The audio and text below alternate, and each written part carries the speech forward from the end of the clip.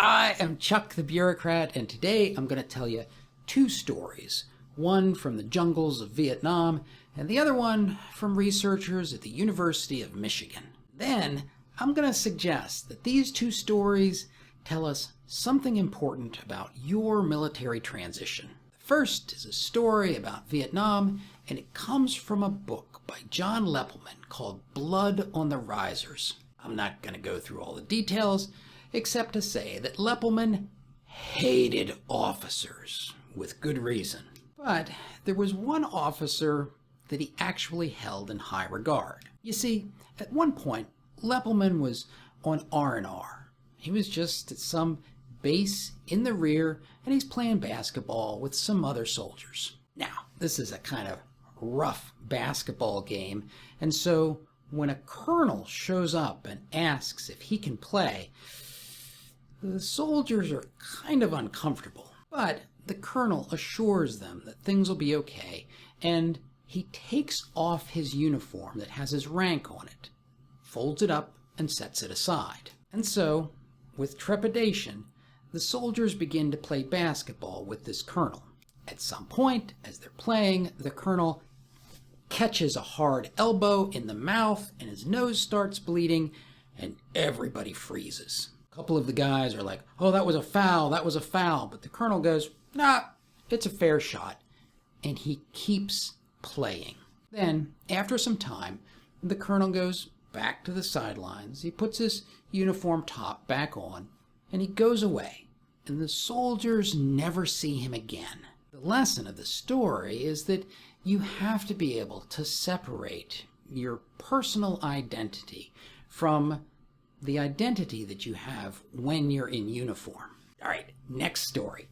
Researchers at the University of Michigan have been studying something that they call self-distancing.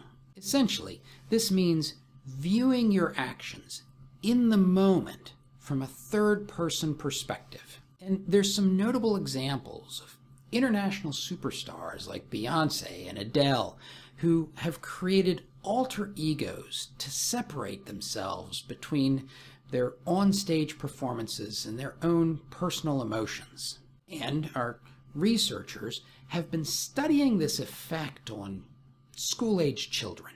And the media likes to call this the Batman effect because a number of the children in the study described the experiences making them feel like Batman. The children figuratively put on a mask, and as a result, they were able to act and feel differently. But never mind all that. Let's talk about you. If you're retiring from the military, you have probably heard of the mask of command. You have probably donned an alter ego more than once to get through a difficult time. "Yes, sir." "No, sir." "Won't happen again, sir." The question is, are you even able at this point to distinguish your true self from that alter ego? Is that alter ego willing to let go of you? They say that military transition is a process, and as I've talked about in lots and lots of videos, that process is really a mix of financial decisions and administrative tasks. But there is also an undeniable, large psychological component to that process. And unfortunately, there is no checklist for how you get through this part, even though you're going to have to get through it. I argue that the place to start is with an assessment of your priorities and your obligations. Not the mission that the Department of Defense wants to give you, but the mission that you have to yourself, your family, and maybe to a certain extent, society.